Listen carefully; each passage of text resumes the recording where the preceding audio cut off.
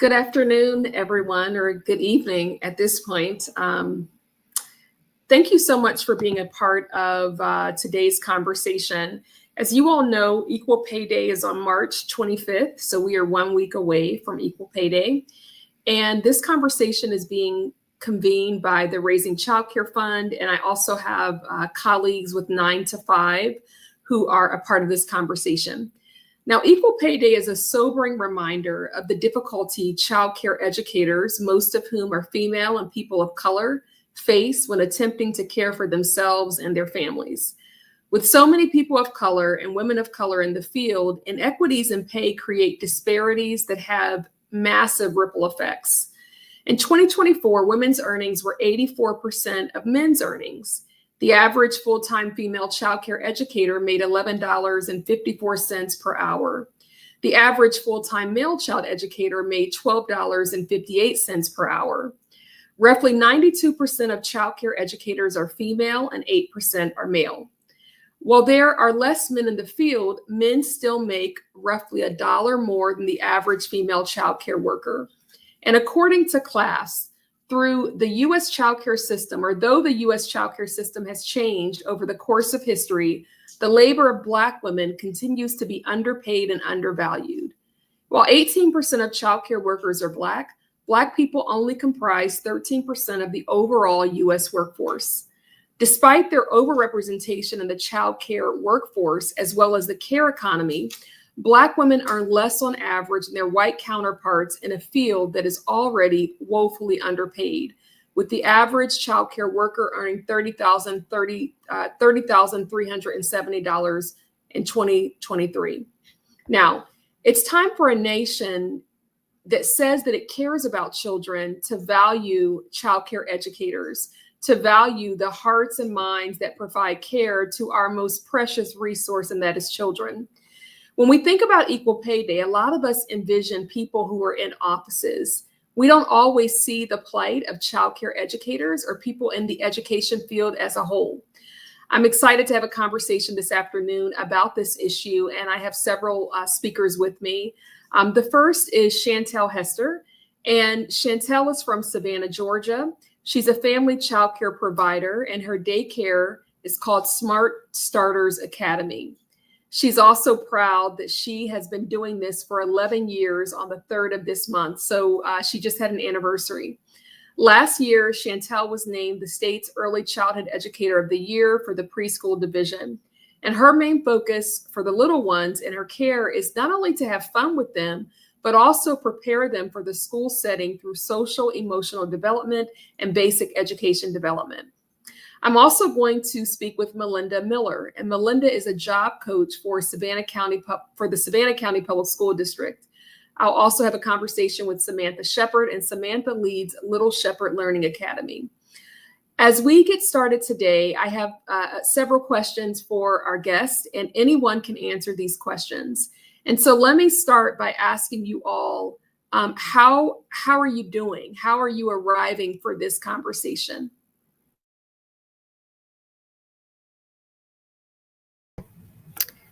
Well, good evening, everybody. As far as arriving, I think I'm arriving with an open mind just to kind of see where everything is as far as the equal pay and things of that sort. I'm just here just to kind of get some information and just be open-minded about this whole ordeal. That's where I am. Mm-hmm. And when you hear equal pay, what comes to mind for you? Equal pay. Just what it says, equal pay, whether you're male or female. If I have the training, if I have the qualifications, then I need the equal pay. I need that pay as well as, a male or what have you. It's to me, it's, what do you call it? Where it shouldn't look at gender, but at qualifications and trainings and things like that. So. And do you feel that people in your field, in your community, are earning not just equal pay, but earning wages that allow them to care for themselves and their families? Mm, not really. Only way I can say that I did work at a child care center maybe about for 2 years or so, and the pay that the workers are getting, I feel it's just, even with me, it was you're working from paycheck to paycheck. You're making sure something is done for this paycheck. Okay, I got to wait for the next paycheck to pay this bill. So it's no, the payment for the child care division is horrible, I would say. And what does that feel like to be providing care and to, in the back of your mind, be wondering how you are going to meet basic necessities? I'm not talking about luxury, but just basic necessities and perhaps fun every now and then. How does that feel? Um, at the time, and even now, as even being a provider, but at that time, it was stressful, frustrating, and you're wanting to make sure you pay your bills on time. You want to put money to the side for savings or for fun activities, but then you end up having to use it, things like that. And as a provider now, it's just making sure that you think about the parents, and so that you don't overcharge, but then you don't underpay yourself. You don't underpay as well. So it's crazy. Just the whole thing is crazy. You just got to make sure there's a balance, so that when you do, get income and things like that, you make sure that you stick with your plan, stick with whatever it is that you have. So it's And what are the consequences of, you talked about walking that tight line between wanting to ensure that you're not overcharging the parents, also wanting to ensure that you're not shortchanging yourself. What are the Mhm. consequences on both sides? So what happens if you shortchange yourself? What happens if you have to raise your prices for families? Well, that's a lot. So as far as overcharging, you have to just really think about who your parents are, and kind of, providers. You can kind of see where they are. You don't ask them about their financial situations, but you can kind of tell who's where, I would say. So you have to think about that, and then think about what's going on in the government and things like that. As far as when we had that crazy inflation, that was one of the times that I had to, raise my prices, but I was extremely scared to do it. But I knew I had to do it because that's income for me and my family, And so, and then some parents, you just have some of those parents like, oh no, I'm not going to do that, and then they end up leaving, and so that's income that's taken away from you. So it's really, you have to just kind of play it, I would say, and try to get it to where it is right in the center. And thankfully, I've these past few years I've had some wonderful parents, and so when I've had to raise my prices, they were biting their nails, but they was like, okay, no problem, things like that. So, and it's not being greedy, but you have a life too, you have a family too, and this is your income, and you have to make sure that you don't underpay yourself. So And I heard you say overcharge, but this really isn't overcharge. It's like survival, even for the child care provider. Is that right? that is most definitely correct. Most definitely, because right now I'm actually in that situation where I have a couple of spots, a few spots that are open, um, and and I think this is the lowest of attendance I've had since I've started. And so, and then I have one that's leaving because of a job. So I'm like, no, please don't. But you have to go with what you can do. And then you make sure, that's why I say you make sure you put monies to the side for things like this, so that when bills do come up, you're able to make those payments and still have a couple of dollars to the side, stuff like that. So it's crazy. but I like it. I love it.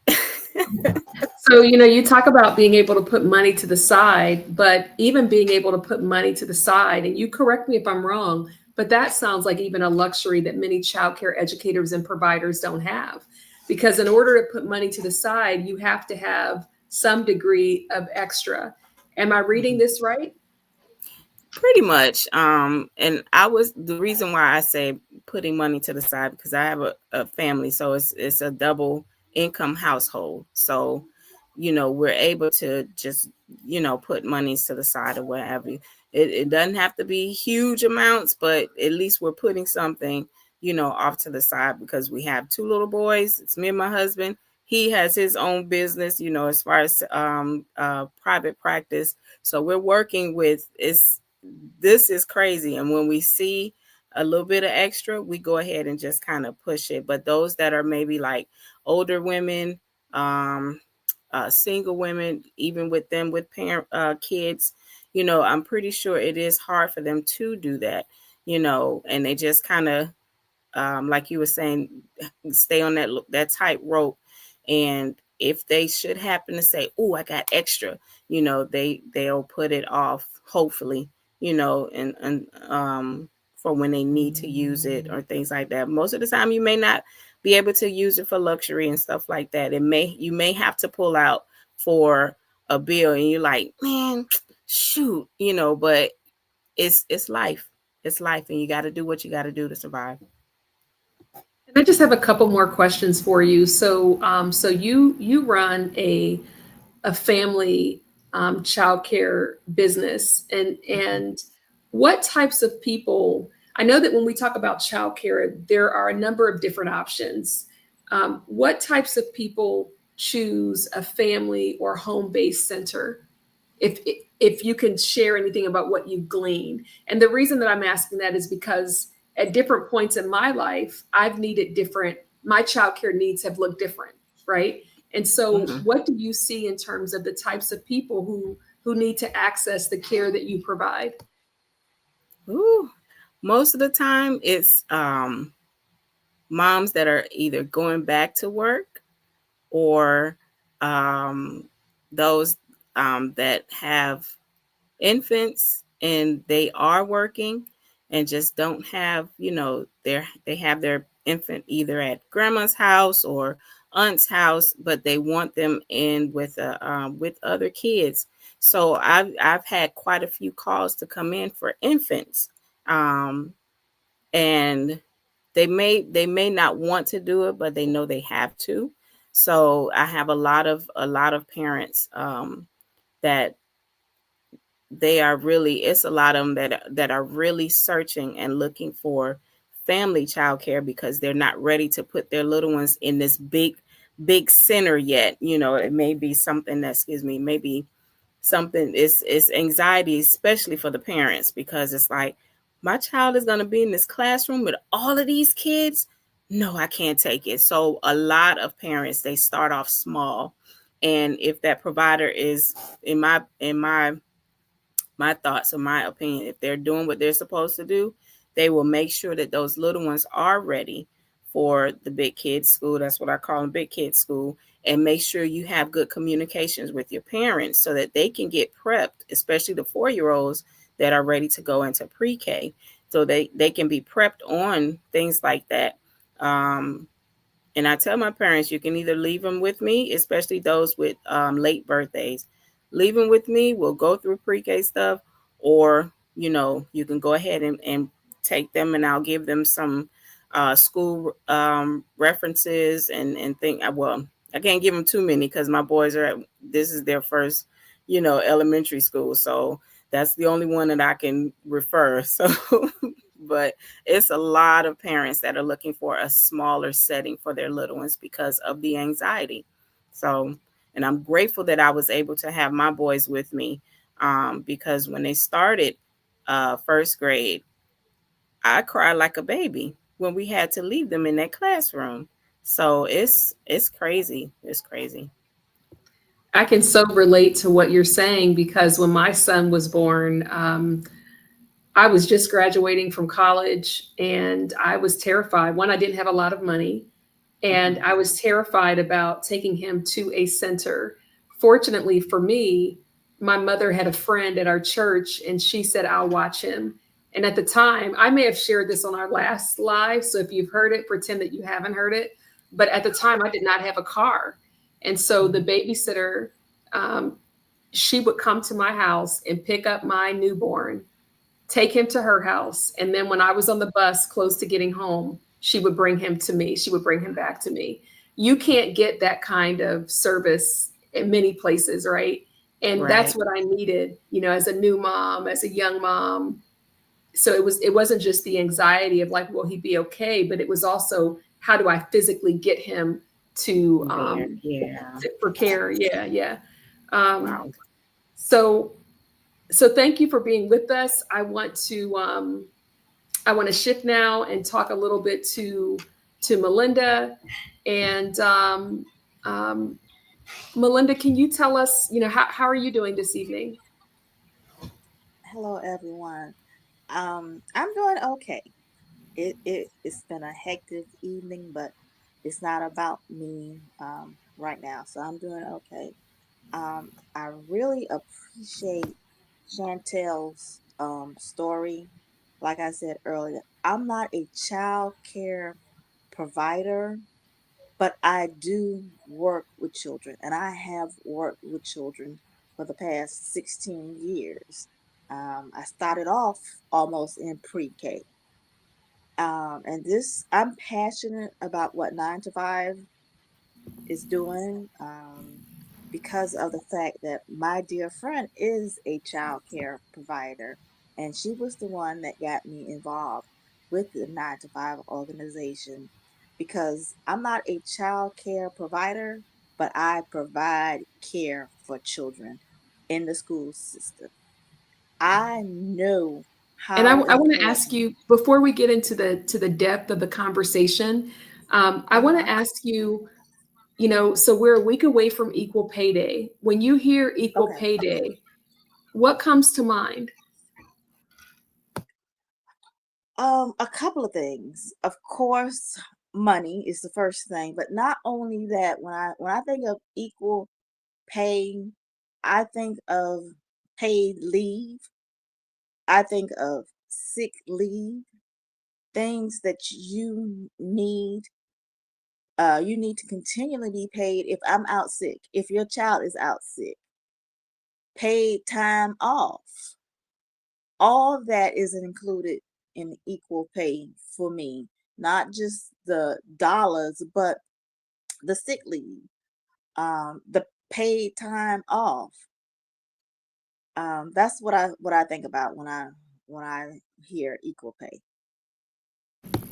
And we know that while equal pay day is celebrated on March 25th, depending on the race of the woman, she may not make up until later in the year. So, for instance, Black women don't reach equal pay until I want to say July 10th. So that's 3 months down the line. Um, when you think about equal pay and the work that you do, um, what do you think needs to happen to ensure that there's more parity in what educators and coaches at school are doing? What I feel really needs to be done, especially when it comes to the school system. I work for the public school system in Savannah. And when I say it's honestly not just all about pay when it comes to fairness, yes, we want to be paid equally, but we also want to be promoted fairly when it's time for promotions. Like it was said earlier, look at our education, look at our experience, pay us based on that. I I see and have seen a lot of unfairness, and it's based on gender, not even all the times race, but a lot of times I see men, because we do need men. I work in a high school and we do need men. I'll be the first one to say we do need men. We do need more Black men in our public school system. So I see men are being pushed to positions that I'm not saying that they didn't earn, but I have also seen more qualified women not given a position if a man can get that position, because males do respond differently to male teachers than female teachers. I don't know why that is. It just is. Um, but it's so much that I appreciate about the about our daycare providers, because of the fact that I see the difference in our young kids when they start off in a daycare as opposed to just staying home. Grandmamas, aunties love them. I'm not saying that that's not a good thing, because that's a great thing to be with someone who actually loves you. But I see how well prepared a child that has spent time with the daycare provider as opposed to a grandmother. And I can go back to my son. The only reason why I did put him into a daycare is because I saw that he was falling behind. My mother loved him, but she wasn't doing the training that he got, the things that he got to prepare him for school. That came from the daycare providers that I chose for him. We're having a conversation, and we're talking about equal pay day. And I mentioned that, depending on the ethnicity of the woman, the equal pay day may not come until later in the year. So I want to share a few stats. Asian Pacific Islander and Native Hawaiian women's equal pay day is on April 7th. Black women's equal pay day is July 10th. Latinas equal pay day is October 8th. Native American women's equal pay day is on November 18th. And so what that means is that these women have had to work through all of 24 and part of 25 before catching up to earn, what their male counterparts make. And one other statistic that I want to share is Black women working full time year round earn 66 cents for every dollar white non-Hispanic men make. And while that number is 58 cents for Native American women as well as Latina women in the United States. So when we talk about equal pay, it really is fascinating when you have people who are doing the same level of work. And again, I'll say what I said at the beginning is a lot of times, even when we think about equal pay, we don't think about people who work in the care economy and who make it possible for the rest of us to work or the rest of us to care for loved ones. So just want to note that. Melinda, now you work coaching children. Can you tell us a little bit about the work that you do and how it impacts the young people who you interact with? Okay. I work with high school students. I work with high school students with disabilities, several different types of disabilities. We partner with different businesses to take our students, and we call them interns when they go out into the community, to different job sites to teach them job skills. Because the students that I work with, they won't be able to go to college or in the military, but they can go into the cafeterias, several different businesses, the hospitals, and they get that on the job training. So when they graduate from high school, they'll have the skills, some soft skills, hard skills also, that they can use on a job day one. So and it's very rewarding because most of our students, they get jobs, they keep jobs, even if they don't keep the first job that they get. Because a lot of our students, they may start off in a hospital cafeteria. And I have one young lady, she's a CNA now, and she started off in my in my program at the high school. She started off in the cafeteria, and she did so well. She was able to go take some classes with help, with assistance, of course, because there's another organization that will pick them up once they graduate from my program, and will mentor them on and assist them if they are able to get some training. And this hospital provided the training that she needed to become a CNA. Thank you so much. Is there anything that I didn't ask that you want to mention before we go to our next guest? No, I can't think of anything. Okay, thank you for being with us. So I'd like to now bring Samantha Shepard to the virtual stage. And Samantha Shepard founded and runs Little Shepherd Learning Academy. Samantha, how are you doing today? You're on mute. I'm sorry, I'm well. How are you? Good. And I see you're in a car, so I'll try to keep this. I'll try to keep it brief. Okay. Can you tell us a little bit about the work that you do? Well, basically, I now run my mom's daycare. She's had it for actually 38 years. I've been doing childcare for 20 years.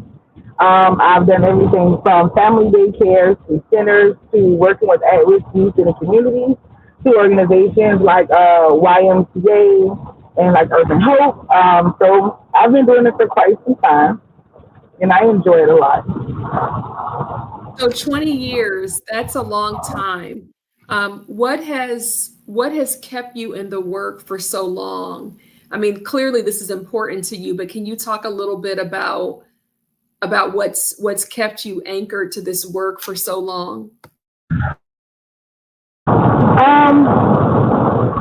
I love like the family daycare so much more. Like I said, I've done centers and stuff like that as well, but family just adds a little more closeness, and it allows you to kind of give the kids more one-on-one help.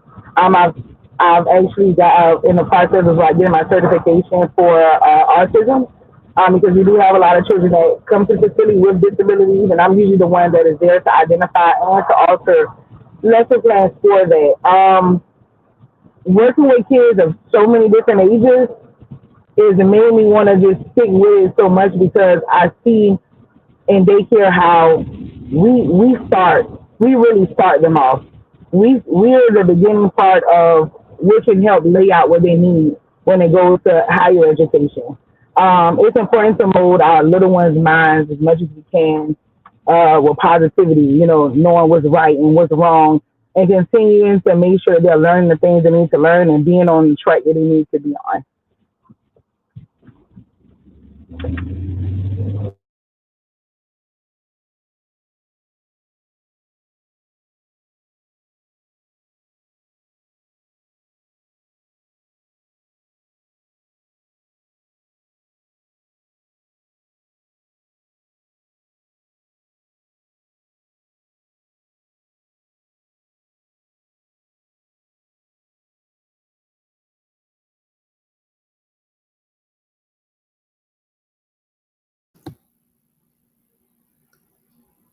When you hear the word equal pay or equal pay day, what does that mean to you?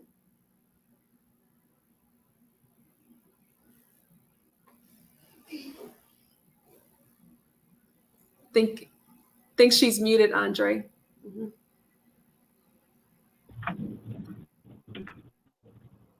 Yeah, so maybe we can start again. Yeah, we can hear you. When you hear equal pay day, what does that mean to you?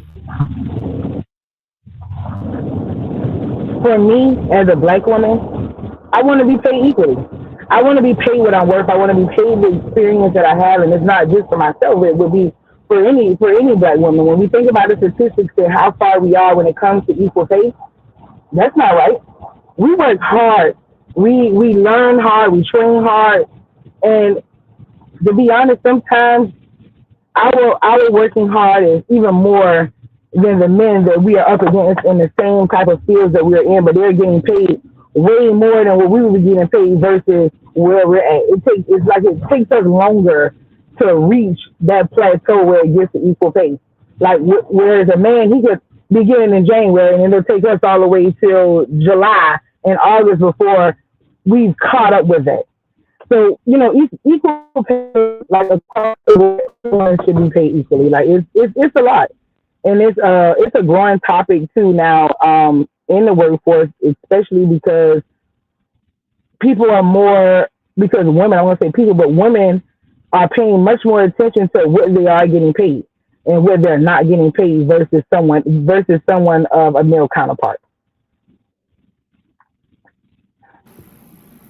And do you ever feel like there's not a balance between the importance of the work that you do and the way the state invests in childcare? Like, do you ever feel like those things are out of alignment? Like your work is so critically important, but there isn't enough funding, or not enough funding has been allocated for childcare. Do you ever feel that way? I do. Sometimes I feel like funds are allocated in so many different areas. But when it comes down to daycare, when it comes down to that funding, I feel like sometimes we do get the short end of the stick when it comes to the funding. Sometimes it's funding that's put out there that childcare providers may not even know anything about until it's too late or it's close to a deadline. So yeah, I do see the difference. I do see that it's not aligned the way that it really should be aligned, so we as providers and just the parents as well can have opportunities to be able to provide for the children like we need to. What do you think you mean to the families that you serve, right? So I talked a little bit about how, childcare educators are the workforce behind the workforce.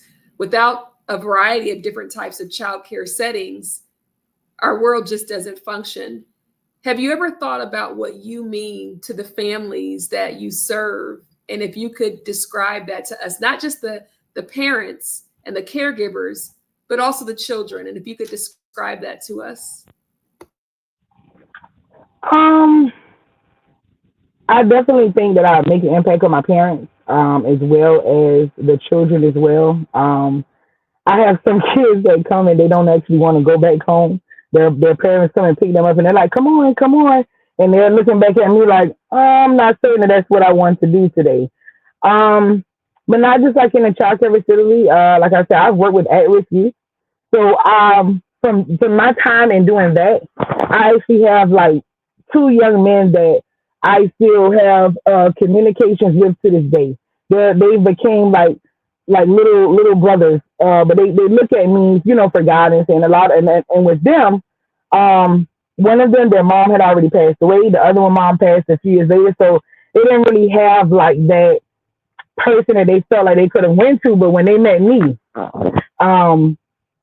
they felt like that I was the answer for them. So, but we still stay connected to this day. And they are just the most beautiful, just handsome young men. One is in the military, and one he is in medical school. So I'm very proud of both of them. And just those two alone lets me know like I've impacted their life, even if it was just for a little.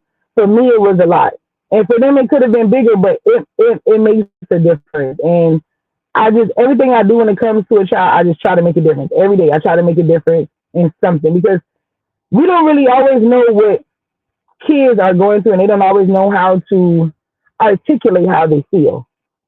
So sometimes they really just need someone or just to know someone is there. And that's the same thing for our parents. Even in my daycare facility, we have a mother, and we have that she's a single mom, but things have been a struggle for her with her daughter, with her child being sick and stuff like that. So she's been needing that support. She doesn't have any family here.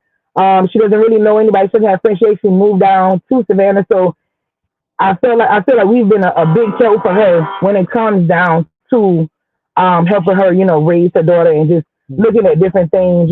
She may have not noticed on her own who she doesn't know who to ask about things. So I definitely think I make an impact. And if legislators at the federal or the state level tuned into this conversation, what would you want them to know about early childhood education and care? That's the first part of the question. I have another one, but let's start there. If legislators were to tune in, what would you want them to know? I would definitely want them to understand as a child care provider, we are on the front line when it comes down to education. Um, and acknowledge us for that as well. We present so much to our children and to these families, but sometimes it can go unnoticed. But notice that child care providers, we are front line. When your child needs somewhere to go, they call a child care facility. They're looking for child care for their children. So definitely, just I want them to know that providers, we are here to stay. Like, we are here. This is what we do. This is what we have passion for. And we're not going to stop. We're going to continue to keep doing it for the children. Continue to keep doing it for education because that's what we do. And if legislators were listening, what would you want to say to them about equal pay day or equal pay for equal work? What would you want to say? What would I want to speak to them for that? Look at people's experience. Pay people for what they're worth. Not paying people, but paying people according to what they are truly worth. And not making it about gender. Make it about merit only. Thank you so much. And as we prepare to round out this call, I would love to invite all of our speakers back to the virtual stage. And I'm wondering, for you, Samantha, Chantel, or Melinda, is there anything that I didn't ask you that you want to say? Sometimes when you have conversations like this, when you're doing the one-on-one, you say so much, and then when you're done, you're like, oh, I should have said this. This is your moment. Is there anything that I didn't raise that you want our audience to know, to appreciate, or to understand?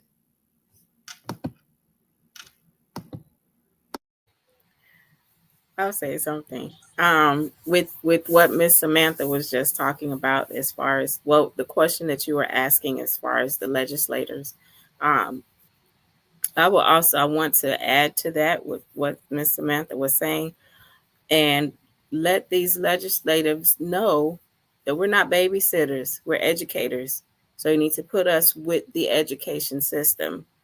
Think of us as educators, and make sure that there are funds and grants and things like that for us. They have different programs for teachers. Helping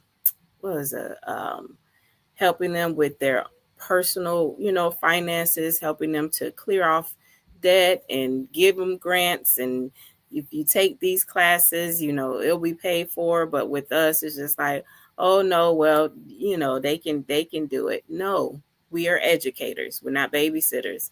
And we're teaching the early child cares. We're teaching the early kids. Yes, we have pre-K, but they have to go through early child care first before they get to pre-K. So like Miss Samantha said, we're on the front line, and this line is educators, not babysitters. And then with Miss Melinda, she was saying about the young men, that when there is a male teacher, that they respond differently than a female teacher.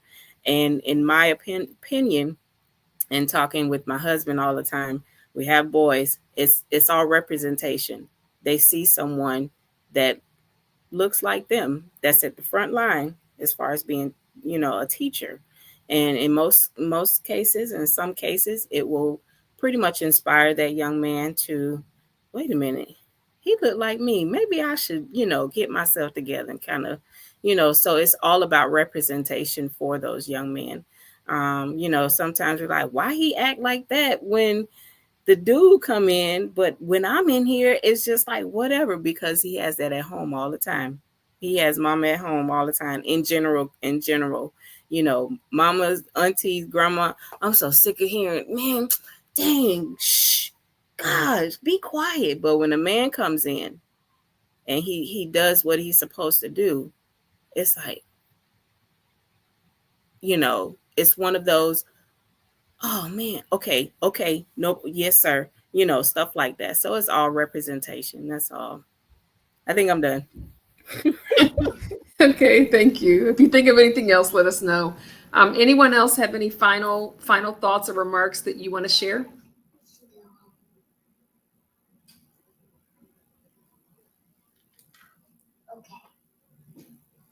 Okay. Well, if not, I so appreciate your time and your willingness to share your perspective. I know that every moment that you have is valuable. So thank you for giving us part of your Tuesday evening. And for those of you who are listening and following along, if you have questions for any of our speakers, you are welcome to email press@spotlightpr.org, and we'll get you in touch with the appropriate person. You can also visit 9 to 5, and our speakers tonight are also connected to 9 to 5, national movement for women. So you can also contact 9 to 5. And with that being said, this concludes our conversation. So I look forward to speaking to you all on the next virtual briefing. Take care, everyone. Bye-bye.